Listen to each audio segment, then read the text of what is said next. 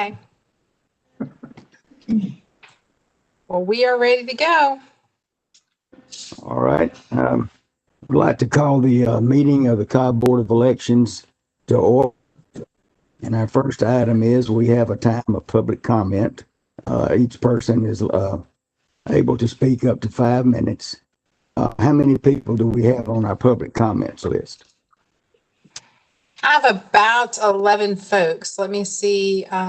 Don't seem to have everyone here, but let me look for the first person that we have signed up. Well, one had stepped out to the restroom, I think. Here he is now. Okay. We have the first person that we have signed up is an Alan Rutledge. And I will unmute you, Alan. Am I muted? Am I on the Yes. phone or am I on my camera? You're just on the phone right now. You're just on the phone. Very good. So, but I have you unmuted so that the board and everyone can hear you. So you have 5 minutes. Thank you. I wanted to say in general, I'm a resident of Cobb County for approximately 45 years. I am absolutely sickened by what I've seen, what's going on in Georgia in the past election. And I think it results from a complexity of events, but the biggest excuse that's been handed to this whole thing has been this COVID virus nonsense, which has been basically nothing but a flu virus that we've taken insane measures to prohibit against, protect against, that really had very little to do with the need for change in the election process, in my opinion. I think we need to go back to paper ballots. I'm fed up with what I read and heard about this foreign ownership of the Dominion company that is in charge of our election systems. And to just quote the chairman of the FEC, Federal Election Commission, Trey Traynor, he said that the 2020 election was illegitimate. I agree with that assessment. I think it was illegitimate because of the way that the whole thing was conducted. Secondly, I think the fact that we need the observation of both parties in the process, both Democrat, Republican, Independent, anyone who needs to be involved in the process of verifying votes that are coming through, and not using COVID as some type of excuse to keep them 100 feet away so that they can't see what's going on in the process. All these things have led to huge mistrust, in my opinion, about the process, and I, for one, am at the top of the list of mistrusting people about the situation. I've never seen anything like this in my life, and frankly, I think somebody deserves a banana award for changing us into a banana republic, if you want to know the truth. Thank you for your comment. I also found out from my state legislator today that Booth's Ward has been closed down when people have been there every day. I wonder who was involved with the decision on that. Booth's Ward, which is right down the street from where I live, has been closed or moved. So people have been there trying to vote. So what we always are talking about, this access and openness to voting. What's been done about that? Why has that been changed? And those are my comments. Thank you. Who is our next speaker?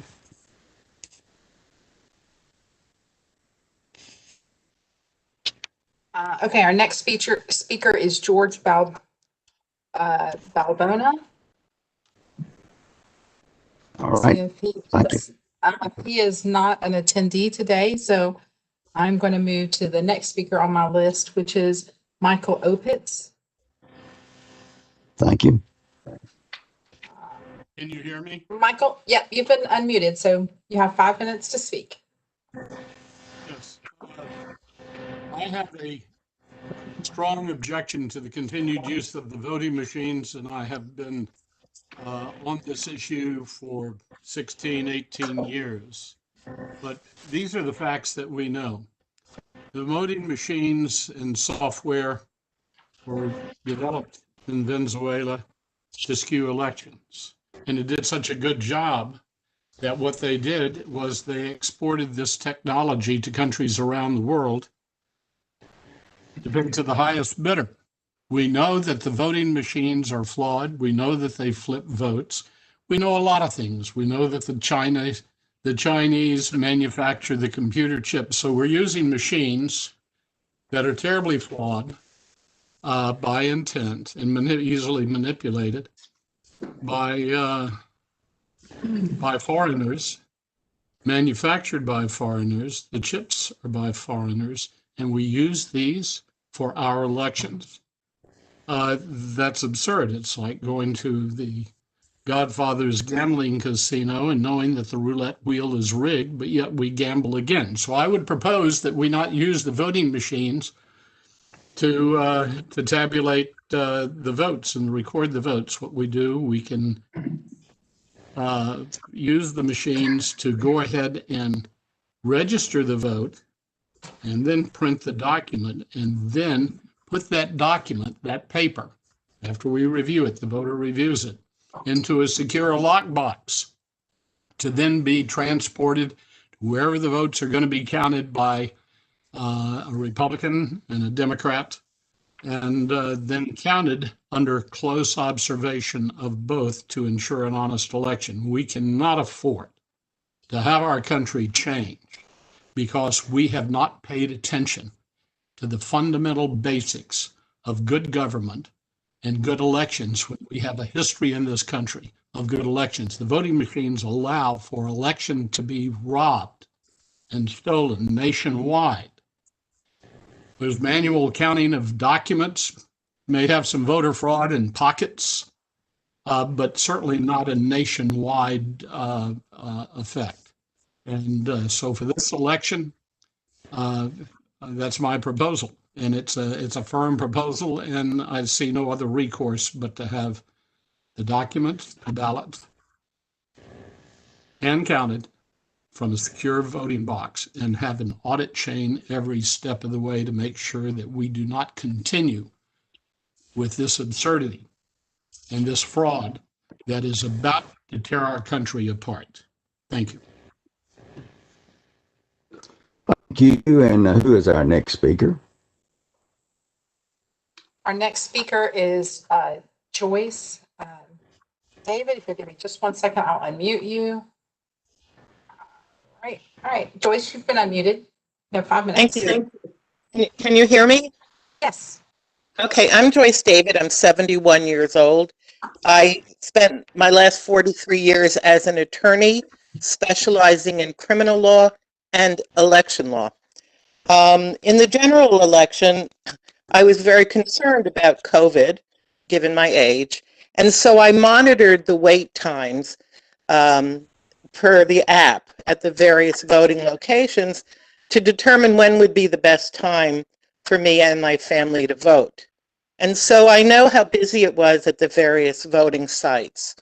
I'm in West Cobb and basically looked at the Ward Center, the West Cobb Regional Library, and also the North Cobb Senior Center since I go there. None of those sites are now available for me to vote. I noticed that they were rather busy sites, and so I'm perturbed that those sites are now not available to vote in this special election. One of the sites that I noticed is available is in the Art Center, which, according to my own observations, didn't have quite as busy traffic. So there is no voting site in West Cobb. I did notice that Smyrna was added, and I also noticed that 2 of the board members are from Smyrna. So, you know, given my past history as an attorney, I generally get cynical. Now, I don't, and again, I did some research, and it doesn't appear that any of the counties that went heavily Republican had any of their polling sites cut. But Cobb, which is the 3rd largest county in the state, had polling sites cut. I find that unacceptable. And the sites that were added apparently were not added for full time. They were added, you know, for certain days. So if there's anything that can be done to add a site, in West Cobb to accommodate a large number of people who live in this area, I think that would be appropriate. I also wanted to address one of the gentlemen who spoke about what he considered the fraud in terms of how the balloting went. I came down here from Brooklyn, New York, to retire with my daughter and her family, and was very active in politics there. And Brooklyn can be pretty dirty at times. And I was in the thick of things, being an election lawyer, and observed how things went. Down here, when I went to vote, I was very impressed at the professionalism of the people at the polls and how things were handled. And the fact that even though I voted sort of on a computer screen, there was a physical printout of my vote so that I could observe and make sure that the printout was correct in terms of my vote. I then fed that printout into a machine that scanned it. So those physical printouts are still available. The machine didn't eat them up. They just scanned them. I did not observe anything that appeared to be fraud. I am a realist. I understand different people's feelings based on information that they rely on for a source. But in my own observation and based on my history as an election lawyer, I was very impressed with how the Georgia system worked. Thank you very much. Thank you. And who is our next speaker? Our next speaker is State Rep Jenny Earhart. Hold on just one second. You're unmuted if you want to go ahead and start speaking. Okay, great. Can you hear me okay? Yes. Great. Well, good afternoon to all of you. It's great to be with you. I do have a couple of things I'd like to bring up here today. It's not an understatement to say that my phone has blown up today with regards to my constituents in West Cobb who are very unhappy that a very popular polling early voting location that has been utilized in West Cobb for years, that's the Boots Ward Recreation Center, and I believe the lady who was on just before me spoke to this, has been essentially shut down. And I will tell you, I think what is perhaps most disturbing to me is the fact that this occurred with just literally 2 business days before the start of early voting. Last Thursday, I believe, in response to, and I don't know this to be true, but I'm told this has been in response to perhaps some threat of lawsuit brought on by perhaps some Democrats in our county that feel that certain demographics have been disenfranchised because of locations of early voting thus far. My concern here is that I am just diametrically opposed to making any changes to polling locations 2 business days before the onset of early voting. We have a traffic jam right now, essentially at this Lost Mountain Park where Boots Ward Recreation Center is located. Folks have been pulling into that location all morning and having to turn around and do U-turns. Apparently there's a very small sign located near the entrance saying that the polling location has been moved. I'm told not very visible. So we essentially have a traffic jam with folks that have been, I think they feel kind of blindsided by this. It is too late in the game to be making a change, in my opinion, and I say this respectfully, it is too late in the game to be making a change to a popular polling location in West Cobb like Boots Ward. My constituents are unhappy. Many of them take time off their lunch break to go vote. So they make time to drive all the way over there only to find out the polling location is not open. Some of them are elderly. I've heard from many of my senior citizen constituents today that say that they got up, got dressed, drove to the polling location. They may or may not be active on the internet. So to say that you have posted this change in location on the internet, what, 2 days ago, 3 days ago? That is just not good enough for my constituents. So I'm just very, very concerned. I understand this decision was made without a vote of the election board. I'm going to appeal to you at this time to reconsider that. It is just far be it from me to want to dictate where these polling locations are. I want you to know I am fully on board with an appropriate that all locations of the county are represented and that voting locations are accessible to all of our voters in Cobb County, regardless of party, race, or anything. But to come in at the 11th hour and shut down this particular polling location is simply unacceptable. And it is my job to represent the interests of my constituents in West Cobb. And so I'm going to appeal to you to reopen that location. It did not seem to be an issue back for the November 3rd election. I don't know why now at the last moment, suddenly it's an issue, but I'm going to appeal to you to reconsider that and to consider these things and to consider my constituents when you vote on it today during your meeting. This is not simply a matter of adding an additional polling location. I have no opposition to that whatsoever. That is fine. But what essentially you did was shut one down to open another one. And I do have an issue with that. I don't know if we have any feedback on this right now. I did have one other quick issue that I would like to bring up, but I do want to stop just for a second here to see if there's any feedback from any of the board members or anything that you would like to add to sort of what I have laid out here. Just to let you know, you have 48 seconds left. Oh, I better go fast. Okay, real quick. I want to mention to you also the issue. I know, Janine, that you've had some correspondence with the GOP regarding the number of poll watchers that are permitted. And I think we have a problem here. I have been in contact with Legislative Counsel downtown. These are the folks that actually wrote the code. It reads, each political party may have no more than 2 official poll workers for each location at which advanced voting is conducted. I believe, Janine, that you've been telling members of the party that they can only have 2 per day. And I think what we're doing is we're missing the spirit of the law here. On this issue where it may be slightly ambiguous, we need to err on the side of caution here. I do not see how a poll observer or poll work observer, we can only have 2 per day. That means you're asking them to stand there for 12 hours at a time. I believe what is more appropriate here is to allow shifts, perhaps 6-hour shifts. Okay, thank you. Thank you very much. Thank you for your comments. And then our next person is? Our next person is David Wilkerson. Hold on just one second, David, and I'll unmute you. Okay, you're unmuted. You have 5 minutes. Thank you so much. First, let me say, as chair of the delegation, I want to thank the board, both the Democrat and Republicans that are on the board for, listening to us for the last year. As you know, we started a conversation last December regarding the elections process, realizing that 2020 would be a big election.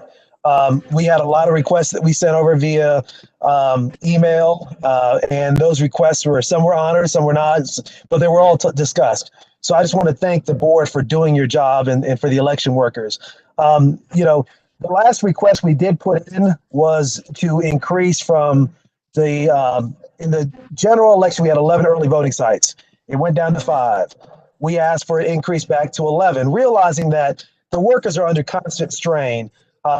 You're working, you're doing recounts, you're doing hand counts, you're doing audits, and you're being attacked in the press. But at the same time, we have voters that are trying to get to the polls. And I do agree with the previous callers as far as West Cobb. It is kind of glaring that the West Cobb is kind of probably a little bit shorter than the rest of the county as far as access to polling locations.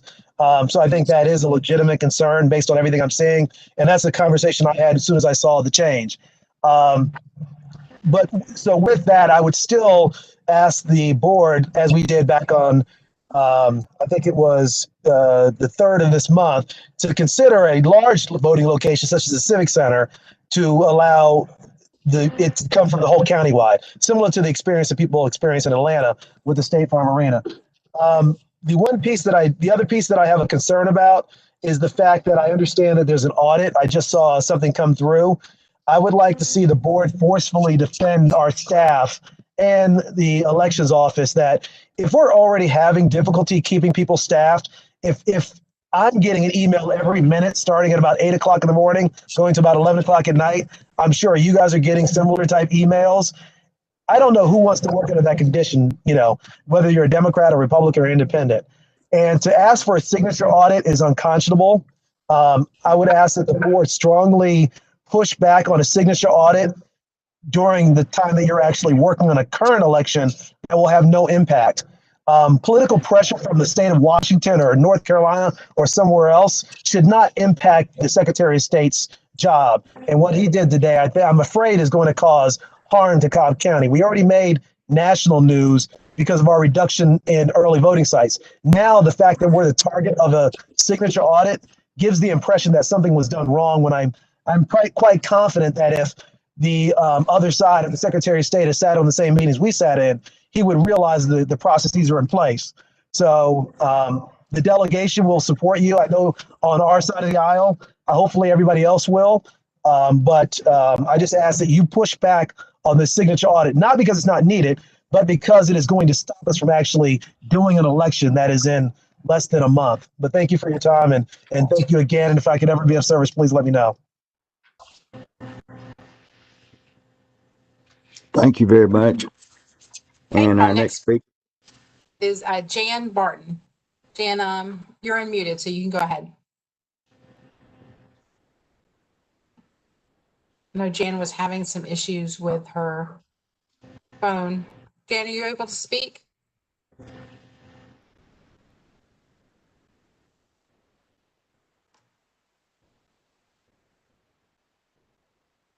She's not hearing her. Jan? All right. All right. We'll go ahead. Or you want to wait and see if we can get her in later? Yes. Yes, we'll Maybe step to the next person. All right, let's go on to the next, and we'll see if we can work her in later then. Sure, we'll circle back. The next one is Jeffrey Boyd Parks. Jeffrey, you've been unmuted. If you've got 5 minutes to speak. Thank you very much. Good afternoon. Thank you for the opportunity to address this august body today. Cobb is a progressive and innovative county and one of the statewide leaders in so many areas. Today, I would like to suggest how the Cobb Board of Elections and Registration can lead the way across the state and the country and end up being a shining star once again. Cobb has unfortunately been in the news a lot recently, along with other Georgia counties and some 5 or more states. Many of these counties and states have taken a lot of heat and abuse due to using Dominion Systems Smartmatic software to conduct their elections and counts, tabulations, and recounts. My suggestions will overcome these issues and give us a secure, honest, and transparent runoff election on January 5th of 2021. My suggestions would allow the county to save money and make voters happy because they should be able to vote more quickly and efficiently during early and in-person voting. First, Cobb will not need to take the equipment that scans ballots created by the ballot marking devices to each of the county polling places, thus saving time and money. This will also remove a point of failure from the system. The second step is that once each voter has finished voting, they can take the ballot from the BMD and place it in an old-fashioned secure ballot box. If they wish, they can take a pen and mark through the QR code on the ballot, since no one knows what is encoded in that bit of code, and it will not be needed anyway. When the last legal voter completes voting and places their ballot in the ballot box, the polling place can shut down and the ballot box can be sealed and then transported securely using honest chain of custody procedures with at least 2 poll workers in the vehicle to the designated county location. Once they are still following strict chain of custody, the ballots can be manually counted to arrive at a final, accurate count, all the while the co-workers are carefully monitored. Are there any questions?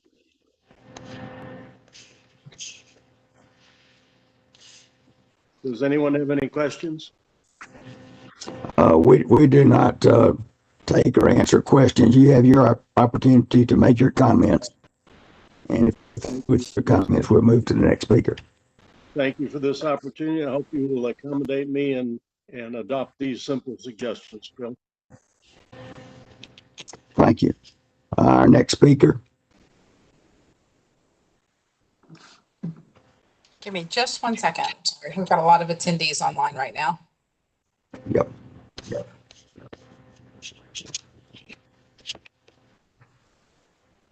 Okay, our next speaker is Roxanne Smithers. Smithers, give me just 1 second, Roxanne, and I will unmute you. All right, you've been unmuted, Roxanne, so you have 5 minutes. Thank you. My comment is brief. Simply wanted to express a concern about the initial continuing reduction in the locations for the early voting. The statements that I saw with regards to the reasons for that reduction were concerns regarding having enough poll workers. And this raised my question or concern because I've also looked on the Board of Elections website where the county was no longer taking applications for poll workers, indicating that the county had received enough applications, a large number of applications, and did not need any more. And so it obviously raised for me a question or concern that if applications were no longer being taken because of the volume received, why we were then justifying a reduction in early polling locations and blaming that on a lack of a sufficient number of poll workers. So I want to make sure that the numerous people who applied and volunteered to be poll workers, that their applications were actually considered, that they were given an opportunity to show that they were qualified and capable and available, and that is not a pretext for reducing the number of early polling places. If we've gotten so many applications that we're no longer taking them, it seems odd to then turn around and say that we are justifying a reduction in polling locations because we don't have enough poll workers. So I would like the board to make sure that there has been an appropriate review of the applications that have come in and that any qualified applicants are reached out to and made available to man polling places, to open polling places, so that that is not an excuse that's being used to reduce the number of polling places. Thank you. Thank you. And excuse me, our next speaker. Our next speaker is Sally Grubb. Sally, give me just 1 second and I will unmute you. All right, Sally, you're unmuted. You have 5 minutes. Hey, thank you so much. I appreciate the time this afternoon. And I just kind of really want to echo what Representative Earhart said. To make this change at the last minute, 2 business days prior to, there are a lot of people that are not on social media that don't know that these things have happened. It is unfair to the public to do that. I've heard it said that there are a lot of people that seem to be unconcerned with what the Board of Elections does, and that is because we put people in place to represent us, and we appreciate that you represent us. So I just want to acknowledge all of you as board members to say thank you for what you do. It's particularly now a thankless job, and we know that things are difficult and times are tough. And Janine, I know after having been over at Jim Miller Park that it is a tall order. It's stressful in good conditions, and that's why the appearance of honesty and integrity and being upfront and honest with the public is so key right now. Because when things are done seemingly in secret, it puts us on alert. It makes our antenna go up and say, what's going on here? So when a location is closed down, that makes our antenna go up. And then when we submit, as part of the Republican Party, we submit a list of people and it's just flat out refused. And then, I'm jumping in my car and running over to the GOP to say, hey, what's going on? Not everybody can take off an entire 12-hour day to do it. And I realize there are a lot of people doing a lot of volunteer hours, but we want an honest and election. And without it, we're a communist country. And this has got to stop. All of this last minute change has got to stop. And not being transparent has got to stop. And I am begging the members of the Board of Elections. I did see a couple of you over there when I was over at Jim Miller Park, but there are things that are absolutely wrong. And it doesn't matter what's printed on that ballot and the way that it was sorted. I mean, there's all kinds of things that can happen with that. I agree with the idea of going back to paper ballots.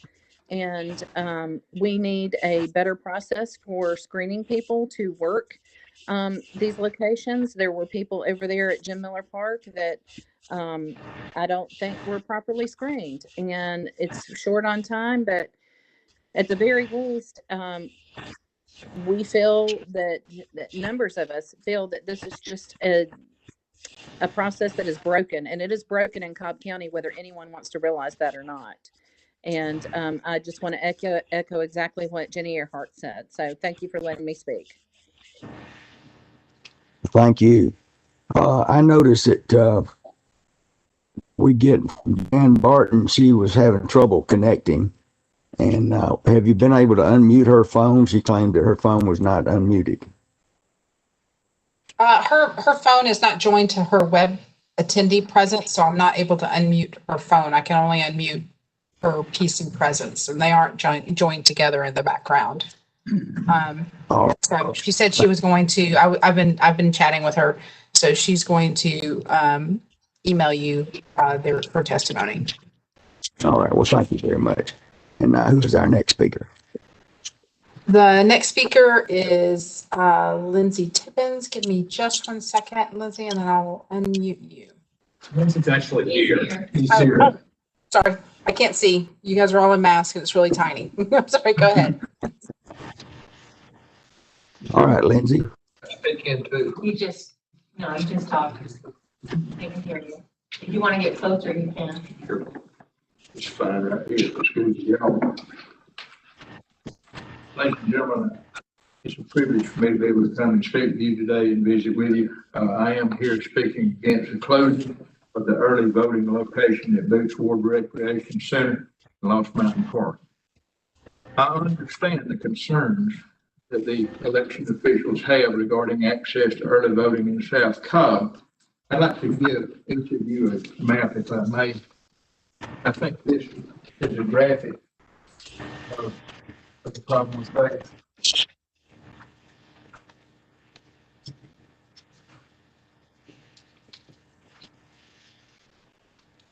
Is that all the board members? Okay. If you look at this map, my concern is because of the closing of West Cobb, but I also understand the concerns that the election board has about South Cobb and the access to voting that they have. If you will look on this map down at the very bottom, you'll see I-20 crossing a very small triangular portion of Cobb County. Just below that is a red X. That's the epicenter that's located at 135 Riverside Parkway. If you're not familiar with this area, if you'll look in there, you'll notice that south of I-20, there are no little small lines depicting subdivision streets south of I-20, or a good portion of that is immediately north of I-20.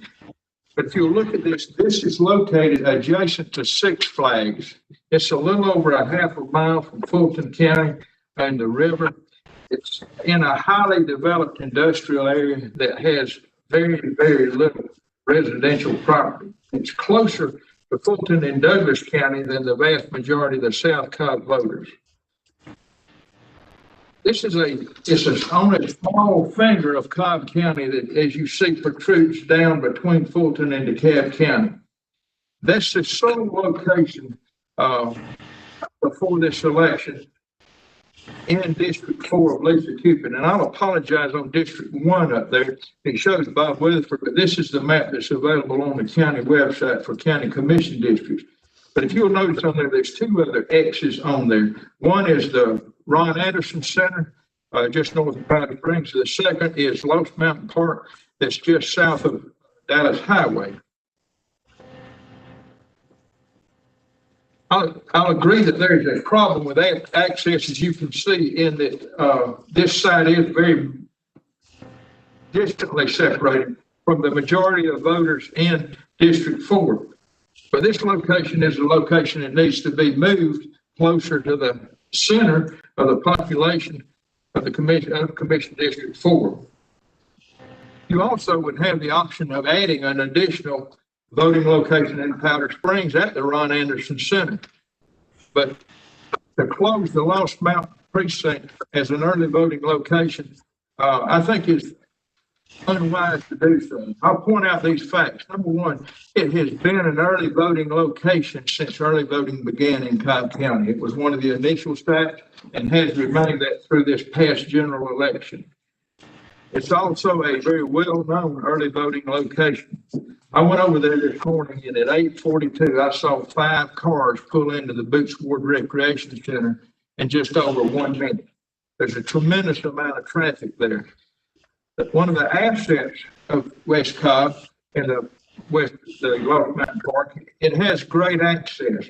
It has a signalized intersection on Dallas Highway, which is a major 4-lane east-west road through West Cobb, whereas the Ron Anderson Center is in a relatively obscure location on a 2-lane county road. There's downside to choosing Lost Mountain Park. There's downside to closing Lost Mountain Park as an early voting location. Number one, it creates great confusion. As was pointed out earlier, there's a lack of notice. If you look at the code of Georgia, it's 21-2-265, and I will stipulate to start with that this applies to the polling location of each precinct. But in that, you'll see the spirit of this, and it talks about notice. It says that 5 minutes. I'll ask you to reopen the Boots Ward Recreation Center. Thank you for your comments, Senator. Our next speaker. Our next speaker is Sharon J Hill, but I don't show her as an attendee to this meeting. So, and that is our very last speaker. All right. So we didn't have anybody else who had trouble getting on? No. All right. We'll move on then now. Next, I believe, I don't have my agenda right in front of me, but I believe it's the, confirm for me, the approval of the minutes. We have minutes from a meeting on November 13th of 2020 and December the 3rd, 2020. And minutes are posted there in the agenda. Do we have any questions or comments concerning those minutes? I make a motion, we go ahead and approve them. All right, we have a motion. Second. Take a second. Any further discussion? All in favor, please raise your hand. All right, thank you. 5-0. All right. Our next item is the public hearing concerning the, excuse me, I'm having trouble with my voice. Emergency change to Willie 01 from Bethany Presbyterian Church on Sandy Plains Road to the Wesley Chapel Methodist Church on Sandy Plains Road. And that information is included here in our agenda as well. Janine, would you like to speak to that for us? Tara, can you allow me to share my screen?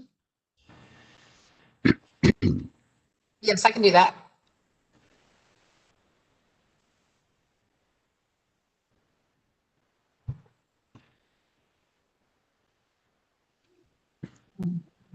Which one can I go?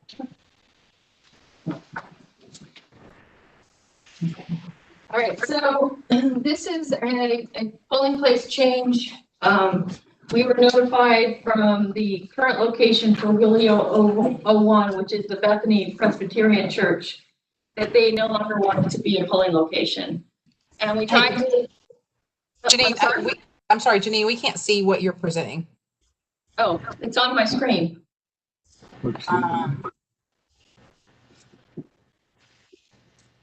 It's on your. Okay, maybe we won't do that.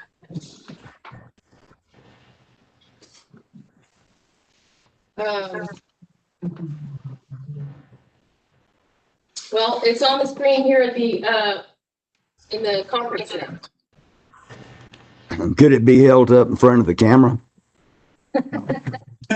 Yeah, I guess we'll have to. Oh, God bless you. Yeah, sorry. All right, technical difficulties. All right, so the board members here have the map. So I don't know if this is gonna work. Here, let me get rid of this now so that we can. It's on your agenda. I don't know if everybody has the agenda. So this probably won't work. But this does show the close proximity of the new location. We are basically in the place where we don't have much choice because the Bethany Presbyterian has not been responsive to our request to continue for one more election. So the closest other place that already has a poll is the Wesley Chapel Methodist Church, which is also on the same road on the other side. So this is not too far away. I think our agenda item says the distance. We usually do. 0.5. Okay. So we would ask the board to approve this emergency change.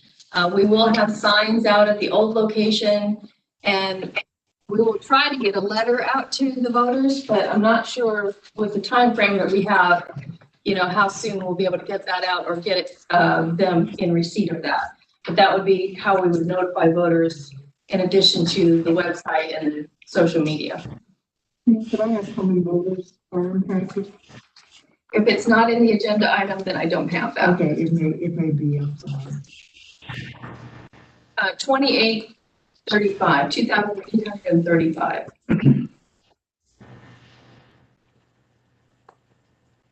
All right. Do I hear Is a the motion? facility- One more question. Is the facility big enough to handle? Yeah, they actually have 2 rooms, so we'll be using one room for one poll and one room for another poll. Crazy. I'm sorry, go ahead. That's all right. You can make a motion if you'd like. We got another question over here. I'm sorry. Sorry, and in the background, it says that the Bethany Presbyterian Church location, it didn't want to be used because of COVID concerns. Could we get some? So that was their concern. That was their So concern. they sent us a letter earlier this year saying that they no longer want to be a polling place due to COVID concerns and security concerns with the heightened tensions of these elections. We did kind of cajole them into sticking with us for the major election in November, but they weren't willing to go forward with the runoff.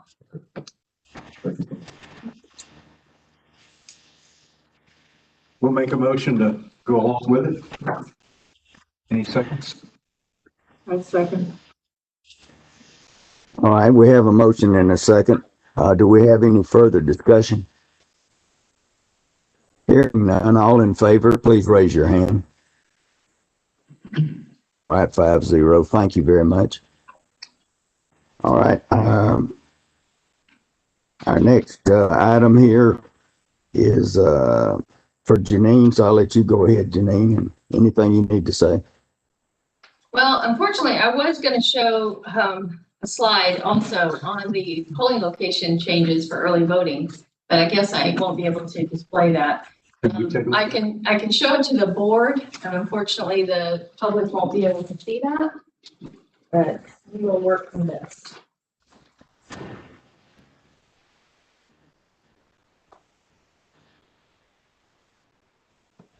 Okay. So what I'm showing is where the early voting locations were in our original plan, the 5 locations. We did pick some of the ones that we had used most of the time this year and other years, as Senator Tippins said. The Boots Ward one was one that's long-standing. And if you see board members, they are primarily up in the northern sections of the county. And the Riverside one here is the one on the left path. The Riverside one is very far south. It's never been an ideal geographic location, but it's a big facility. So there aren't a lot of places in the South Cobb area that have a lot of capacity. So we have been using that one. But as you can see, the one in the original distribution is not very well distributed geographically. And there's a lot of area in the middle South that was not very well covered. We did receive a lot of complaints from the public and from various different groups. And after looking at it, we agreed with the distribution not being well suited. And so if you look at the map in the middle, this shows the Boots Ward moving down to the Ron Anderson Center, and it's much better distributed in the county at large. But we also had many complaints about not having enough places, and I'll speak to why that is. It's not poll workers that we're short of, it's poll managers.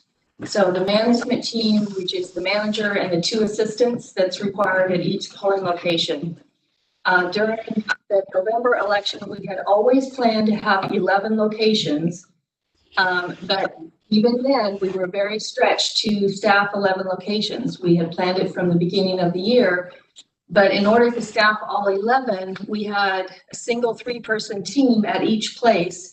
So they had to be there the whole time and worked the entire 14, 15-hour day, 6 days a week for 3 weeks. And so we did lose some of those people as they resigned after the November election. And what we were left with was other management teams that said, or these management remaining, that said, I'm not going to work that hard during the holidays. So what we did to accommodate them is we gave them each a partner. So we were reducing from 11 to basically, 10 or 10 management teams basically to 5 because they doubled up. They had 2 management teams at each location so that they could work half a day, which is still an 8-hour day pretty much. And so that's why we had 5 location staff for the runoff. Now, in the third map on the right, which is where we are today, we did hear the outcry to have more locations. So what we're doing is on-the-job training for some election day poll managers who are great poll managers, but they don't know anything about early voting, which is very different in how you use the machines, how you do the paperwork, and basically you have to do all of that in the state's registration system, which they don't know. So we are this week and half a week next week training new people who are very qualified on election day but don't know this. And so that is how we're going to staff the 2 additional locations at the Art Place and in Smyrna. And so you can see that map. It filled a few holes in quite highly populated Smyrna, and there was really nothing in Northeast Cobb. I recognize that left a hole there in West Cobb, but I think we don't even have anybody right now for Smyrna and Art Place. We're developing them today, this week. I don't think that we can do a West Cobb one. If we were to even be able to do that, it would be that last week. But I don't want to promise that we can do that because right now we just don't have anybody trained up for that. I was going to take the map off so people can see us. Okay.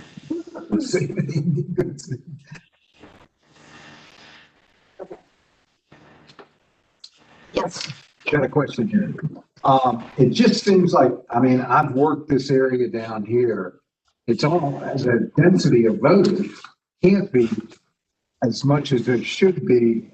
Well, I don't have your map up again, but my point is Boots Ward density has got to be a lot higher than down here. What I'm saying is we could have moved this up here and left Boots Ward because we dropped Boots Ward down here. This is the density of voters in my mind because it's all industrial. Well, I've worked that area very closely, not for elections or anything, but work-wise. And where you're pointing to on the map, just so that everybody knows, is that like the South Cobb Regional Library, Right. which is one that we did open in November. But we recognized even at that point that we were trying to get many different little places in November, so that we were, close to people, but that location could only hold 6 voting units. Right. It was very small. But you need, I mean, my point is, this isn't near the voters. It's an industrial, central industrial area. Right. And I thought it was good that, I hated to see Boots get closed and it moved down to here, where this is a good location, or maybe even a little lower. But the Boots Ford area, if I'm right, now okay, my wife would have told me I was wrong. It's the density of voters is a lot higher. And we're almost doing a suppression. I don't know, but I'm just saying it just opens the door for us to take criticism of taking, and maybe I'm too late. I didn't know we were going to be hitting this. And but anybody else got any comment? Can I ask you about not so much geography, but about the voter participation? And the percentage between those and high numbers? Well, Bush Ford had higher numbers than Riverside, but Riverside was also knocked out on power outage for a couple of days. But we've always recognized in that location is too far south to be, geographically in the best area. But it is the polling location for the election day poll of Bryant 02, which is a very strongly attended polling place. And it's a very large polling place or precinct. So, there are a lot of people down there. It's just that little tip is not in the best place. So the geography is not necessarily the primary determinant. So the geography is not necessarily the primary determinant. It's perhaps voter participation. I actually went to the epicenter before this because I wanted to get an idea of what process looked like. The first day may not be representative, and I don't know what numbers will be in person. But you can go there. But you see what I meant. To me, it's primarily voter participation. That's what I'm looking at. I'm looking at the opportunity and the Booth Ward. I'm just familiar with it, but I hadn't looked at the numbers. Yeah. But I would say it's got to be heavier. Yeah. I hate to see us lose Booth Ward. Well, we don't plan on losing it altogether. This was kind of a emergency change again to accommodate, what we were hearing from the public. We were getting inundated with phone calls, and there was, as Representative Earhart said, there was the threat of a lawsuit for voter suppression, for demographically disenfranchising a whole group of people, because we really didn't cover that South Cobb area. Now, if we had moved Riverside up to South Cobb Library, that wouldn't have helped because they can't accommodate that many people. But we did it within, it was a 2-day notice? It was Thursday when we put out the press release. We were working on it on Wednesday. So I think Wednesday evening it was noticed out there. Now, old guys like me, we just go to the same place out there. I understand. Yeah. I used to live out there. That the Boots Ward was my polling place. Mm-hmm. And my kids spent a lot of time at Ron Anderson Rec Center. So I know it's not that far. I know it's not, I hear what people are saying, that it was a quick change and that was the problem, that people didn't get the message. Mm-hmm. But our goal was to try and distribute the polling locations that we were able to staff. Mm-hmm. What is the distance or maybe travel time? It's 6.7 miles in this morning travel time. Just shy of 7 miles. But probably get into, like in the mornings, everything from the north part of it's gonna be coming south, you gotta go by McKean High School.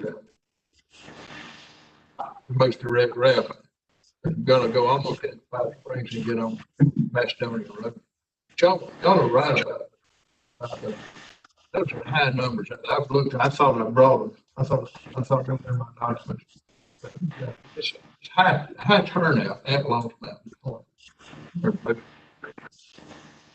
there was high turnout in November in our main office at Smyrna and Art Place and the North Cobb one and West Cobb. Riverside was high, but like I said, they had some time off because of the storm, so maybe the whole total didn't end up as high. Well, I have, I guess, other comments based on conversations about our leaving the locations as they are, but how we continue to publicize. What can we do to inform people? We've heard that many of our voters came out today and they were disappointed. I've asked the questions over and over, and I think members of the board have asked, how do we reach our voters? And I've got suggestions that we need more than just the small signs that we have. We need something that is really visible and easy to read. I don't know whether that is larger signs at the locations that are affected by the change since our last election. Ross has been very helpful, I think, in listening to suggestions about publicizing. There's even a question about a movable digital sign that could be located in places as needed. Yeah, not just something put up. Not just making people get out of their cars, but something that is really highly visible. So those suggestions that were offered to me as far as communication. Well, and I just, Jenny, hey, you do a great job. So please take this. Hit me with it, but why couldn't we have done this sooner?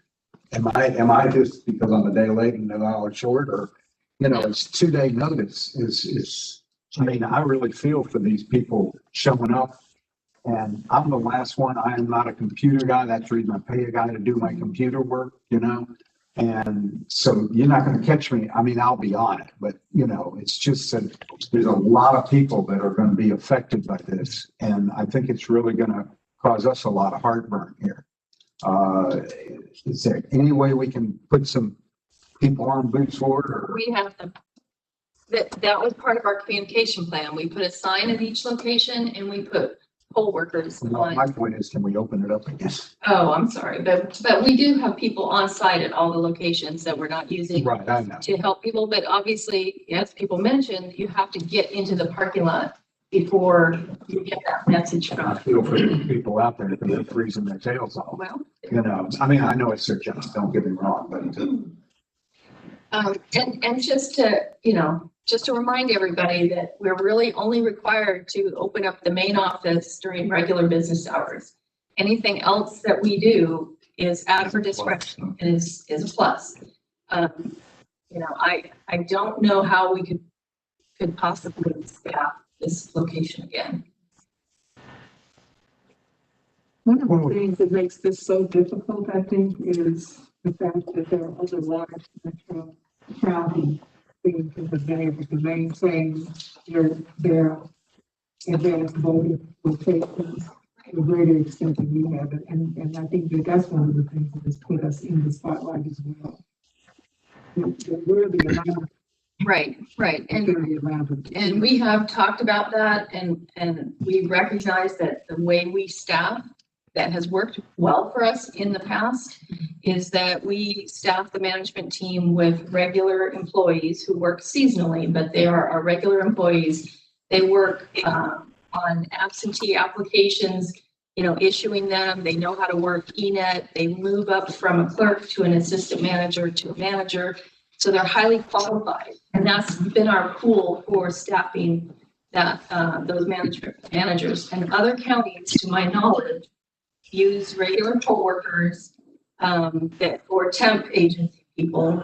And we've always felt that we get a better quality of management team, but obviously that bit us this time, because with COVID, we lost a lot of long-time, institutional knowledge and long-time staff that we didn't have anybody to backfill with because we hadn't been using the poll managers as a resource. Not being familiar with this,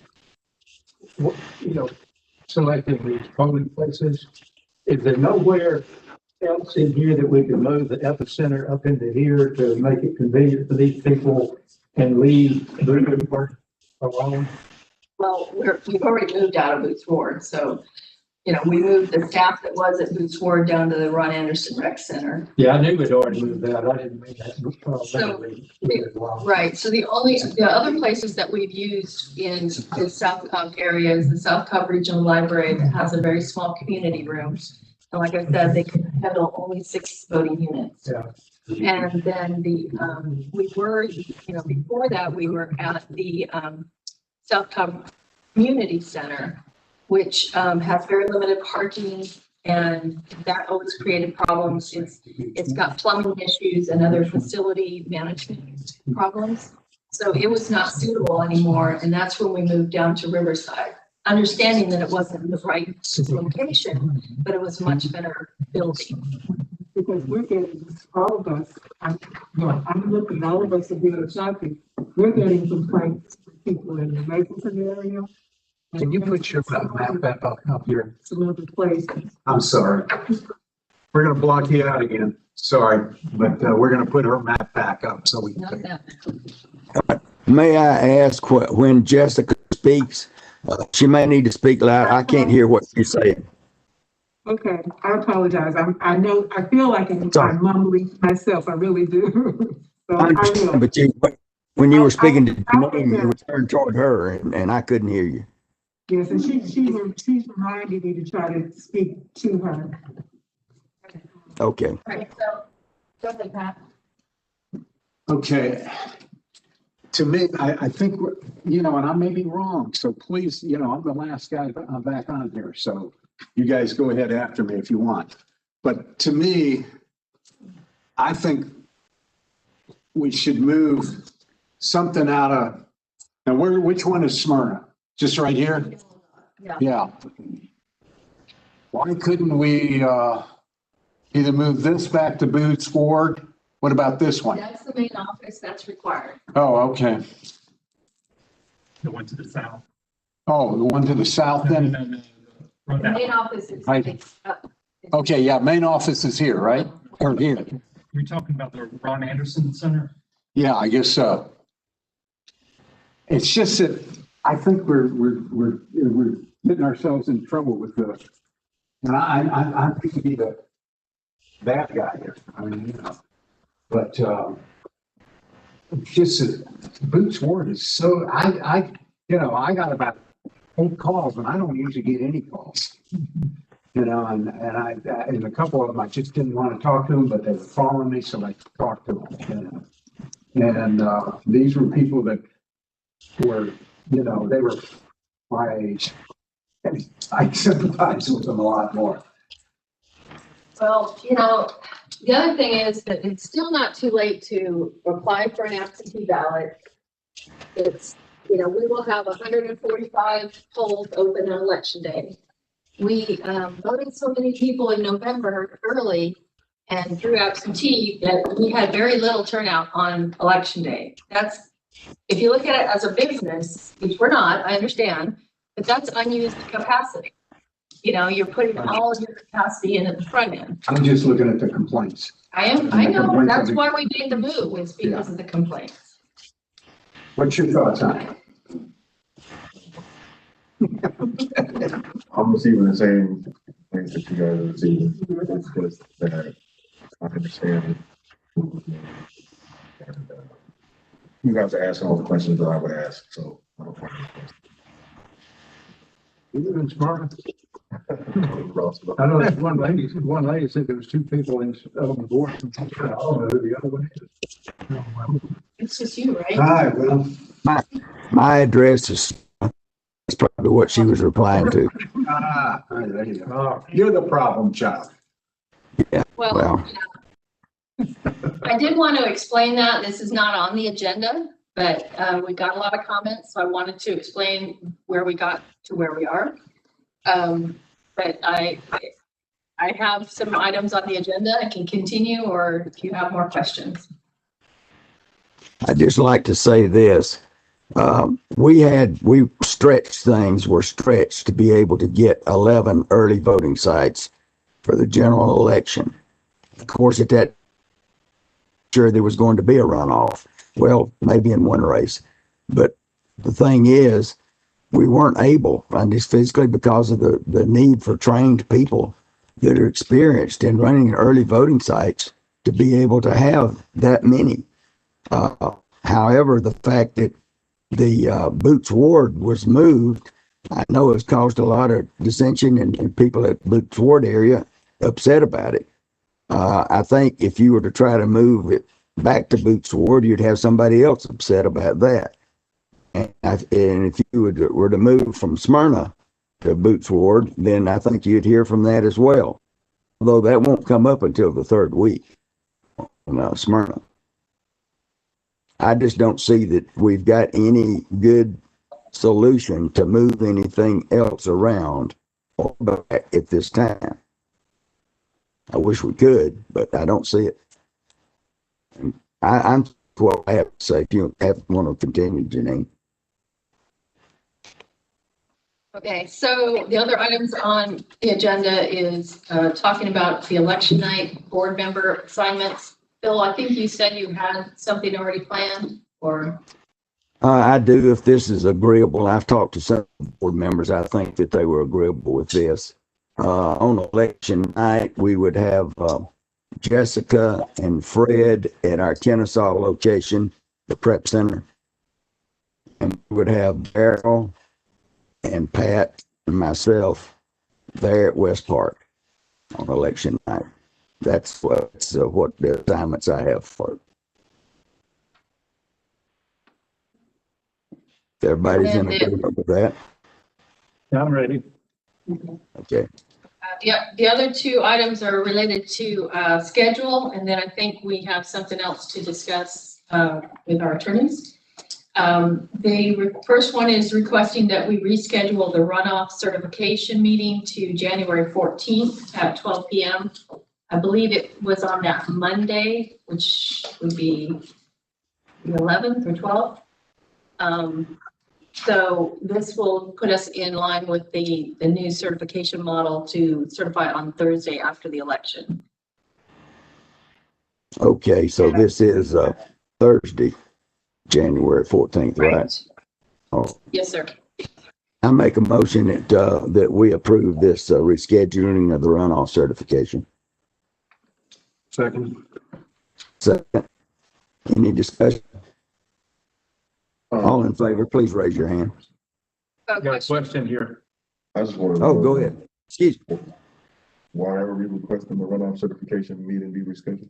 The current date, which is the Monday prior to that, is the Monday right after the election. And we've now, the code has been changed so that we have longer to do a certification because the absentee ballots now. So we've been doing it on Thursdays after the election. And so that's what we're trying to stay in that way. We can take what we can get. Any other discussion? All right, all in favor, please raise your hand. All right, 5-0, thank you. All right, next item is the calendar, I believe. Yes, and we took the liberty of putting the calendar in the agenda with that change that you all just approved. So looking at the meeting dates for 2021, we're going back to pretty much our regular schedule, which is the second Monday of every month. We have, the certification and the election night for this runoff right at the beginning of the year in January. And then we know that we'll have an election for the city election in November. Of course, there's many dates in between that could be special elections, but we'll have to wait and see how that goes. So if the board right. calendar. Go ahead. I'll make a motion to approve it. All right. Have a motion in a second. Do we have any other questions or discussion? All in favor, please raise your hand. All right. Thank you very much. 5-0. All right. And then you said you had some other business. I think we do. We had a couple of challenges, some voters' right to vote or their registration. Did you want to? Yeah, I can do it. Lead that one? Have you copies of the letters? Don't have copies of the letters. They were all sent that. Oh, you haven't. You've seen them, but. Yeah. The resident challenge. Yeah, Yes. For the residents. Okay, so we received 2 challenges, and according to 21-230, it states that any elector can challenge another elector's right to vote, challenging in writing and specifying distinctly the grounds for the challenge. Okay.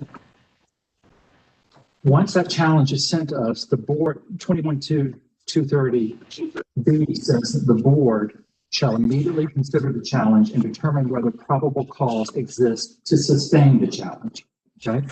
Jason Shepard has challenged 61 voters who he claims are electors who live in university housing, which he claims are temporary and generally closed when the university is not in session, and it's housing.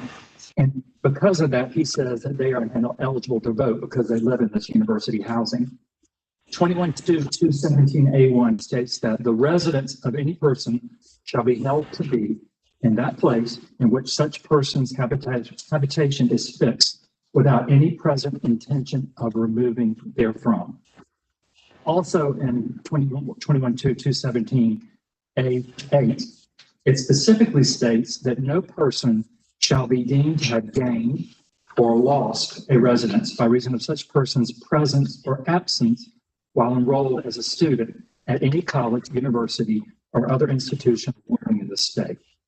Therefore, when these people registered to vote, they swore that it was their intent that their residence was where they lived, which happened to be student apartments, such as Kennesaw Place apartment or Life Village retreat apartments. Living in a student apartment does not by law preclude a person registering to vote in that county and voting in that precinct. A student is not required to register to vote at their parents' home. They can have the intent to live and go to school and vote in Cobb. Without further evidence, there's simply no probable cause. And in this case, what probable cause means is it reasonable that the challenge be sustained, or reasonable that a student could not register his college apartment as his residence. Remembering he or she shall not be deemed to gain or lose a residence because he or she is present or absent while enrolled in college, which sends us back to the first code section, that the college student has sworn that his habitation is fixed at his or her college apartment and they have no intention of moving therefrom. So I personally don't see that there's any probable cause to challenge these 61 voters. And I'll take questions.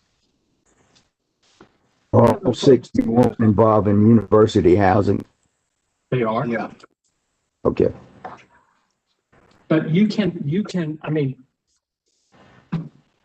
I have friends, when they went to college, they registered to vote. We all do. You know, and I mean, that's at where their college was. So I don't think there's just nothing illegal about that, in my opinion. I agree. And I tried to draw an analogy that you might temporarily be relocated by your employer. And you may be in temporary housing. You have to attempt to stay in the county, to live there. And we don't have any way of knowing other than what they sworn to. That they intend to leave. Right, but I mean, a person can move to Cobb, go to college here, register to vote, That's right. and intend on staying, and stay in Cobb, and work after they graduate. That's right. You know, so. 61 have already changed their residence to another Cobb address. Okay, because they graduated then, or something like that, or they moved. Yeah, they moved, yeah. Hold on a second.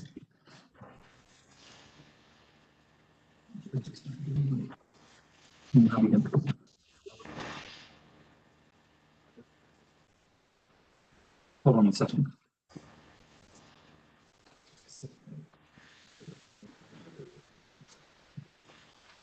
So they do too, okay.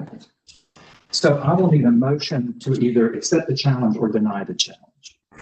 I'll make a motion, we deny the challenge. All hands. All right, we have a motion in a second, right? Yep. Okay. Any further discussion or questions?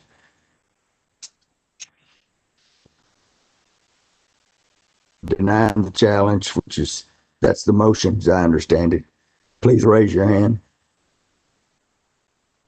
All right, that's 5-0. Okay. Anything else? Yeah, we received another challenge. And from the same person, Jason Shepard, and he's challenged that two voters who are electors who registered to vote by sending in a federal postcard because they were temporarily out of the country. They registered to vote on September 19th of 2020 and showed their address as 4983 Sawgrass Place, Appworth, Georgia. Mr. Shepard further states that he has evidence from the owner of that property, Ms. Deborah Lilly, that they do not occupy that address and have not occupied that address for 20 years. And again, 21-217A1 states that the residence of any person shall be held to be that place in which such person's habitation is fixed without present intention of removing therefrom.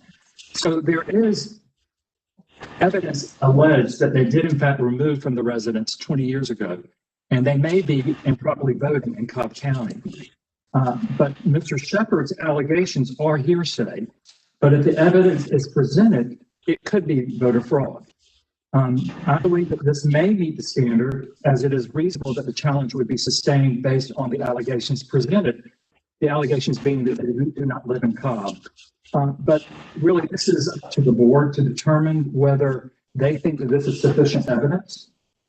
So it certainly could be, but again, the evidence didn't come from the owner of the property. It came from secondhand knowledge, who he says in an email notified him that they did not live there. Can they present the evidence then? Well, that would be a challenge. Okay, then can we say upon present the evidence? Upon presentation of that. So we would challenge, and then we would have a hearing. Okay. And he would have to come in and present the evidence. Now, these voters are both overseas temporary, dual card voters. And as far as I understand it, the code allows you to register at your last known address in the States and be a dual card overseas. That'd be 20 years, but temporarily. That's not temporary. Right. So there's a distinction between overseas temporary and overseas permanent. Overseas permanent, you can vote federal office, and your address is essentially the courthouse precinct.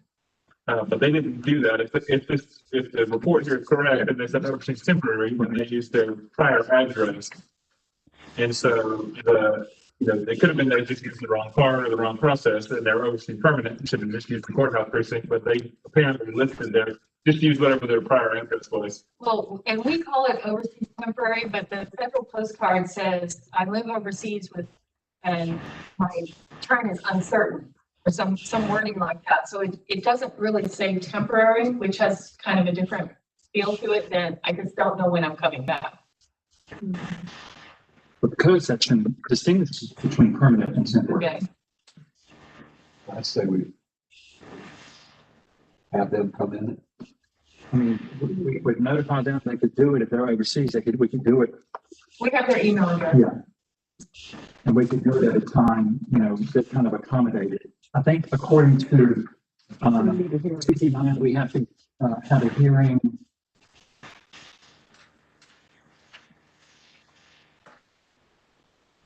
Or we have to schedule a hearing within 3 days. Oh, wow. schedule. Let's see.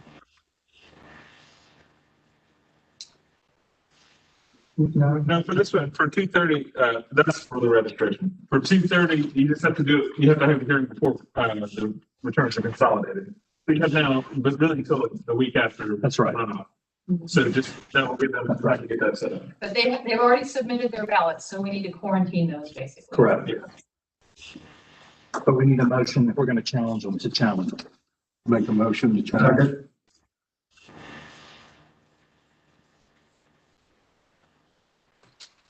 I'm sorry, did we have a second? Yes. Fred. All right. Okay, so we have a motion and a second. So this, before we vote on this thing, let me ask, I'm unclear as to how soon they have to come and when we would have to have a hearing. We have to have the hearing before certification. So we have plenty of time. So before January 14th. Correct.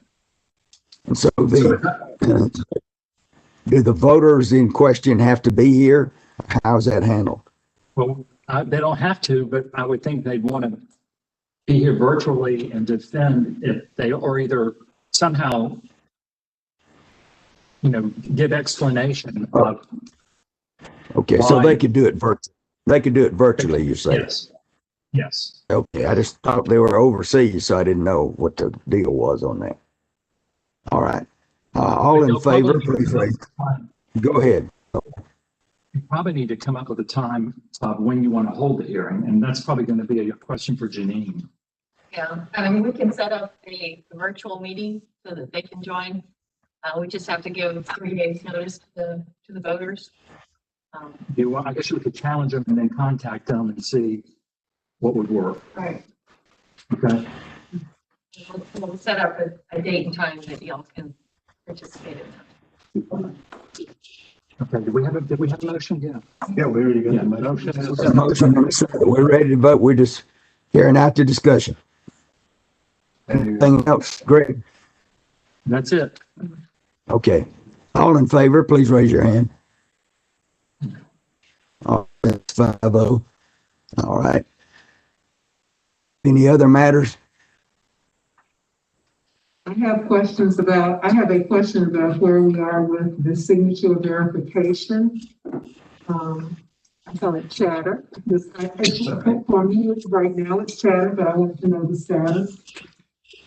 Okay, so I was just notified earlier today that the Secretary of State's office is going to do a signature audit on the November ballot envelopes. We were just given the order as we walked in here that it's actually applications and ballot envelopes, and there's quite a bit of stuff that's required of us. So we will have to just set aside some other work and try and figure out what we need to gather for them.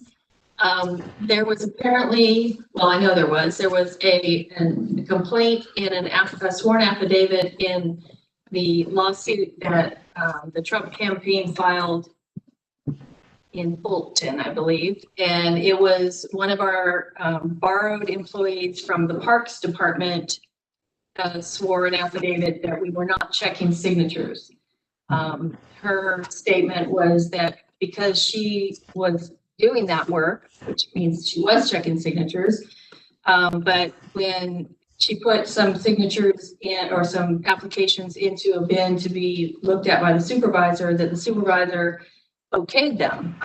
And so that to her meant that we weren't being strict enough.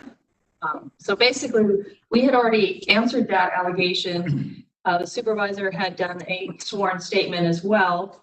And we gave them our procedures that clearly state, what we do to check the signatures. But all of this was in relation to the primary. So we're unclear as to why the audit is of the November ballots, except for possibly a political motive. I'm just going to say that. So we will comply, of course, because there is an order from the Superior Court judge to produce items that are under seal. And so we will be working on that. But my understanding is that the Secretary of State is going to take these to the World Congress Center and do it there. So they won't be here. Well, that may be true, but the resources are here. And the signatures that we compare it to are in our Cobb County system. So I still don't know how that will be done remotely and by someone who doesn't know how to do that in our system. But we will see. Again, this is all new. We just learned of this, so we'll see what happens. So on the one hand, we really are, we're being asked to verify the signatures. Do our voters have a reason to be concerned about privacy? These will be GBI investigators and Secretary of State investigators, as far as I've been told. On the envelope, there shouldn't be anything that is private. On the applications, there are birth dates. So that would be a concern for producing the applications.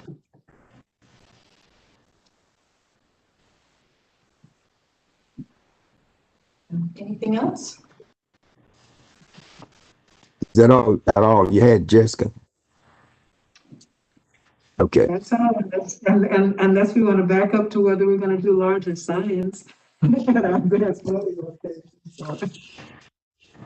I'm sorry, I didn't understand that. I said that's all unless we wanted to back up and talk about signage at our, even though we have staff, signage at our advanced voting location. But just that whole committee piece, no, I'm good. I'm sorry. I can hear you. I can't. I'm sorry. I'm trying to project. I think it's. Do you want to talk about whether y'all want to do signage at the notifying that Boots Ward has been closed?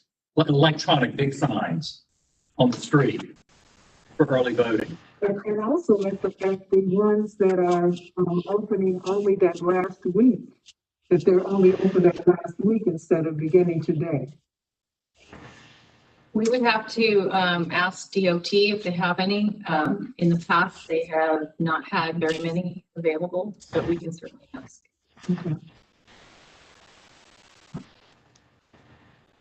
Okay. Is there anything you want to bring up and vote on concerning that, or you just wanted to bring the topic up? I just wanted to bring the topic up for consideration because I do trust that Janine would do. Okay. Yeah, I think if we can get anything more noticeable. Lisa and I'd like to reopen Boots Ward, but sorry. Yeah. All right. Thinking out loud, a question, I may be just totally bananas on this, but we sent out a notice in water bills before. Is there, I don't know what the timing would be, but is there any way to get one out to the registered voters in that area? Not this quickly, no. That's a 6-week process. What about those ones that will open up the last week? When is that? Oh, that's. All right. Our next regular meeting is January the 5th, 2021 at 7 p.m. And we have our assignments on that. And do I hear a motion to adjourn? I move we adjourn. I'll second. All in favor, please raise your hand. Thank you very much. 5-0. Thank you.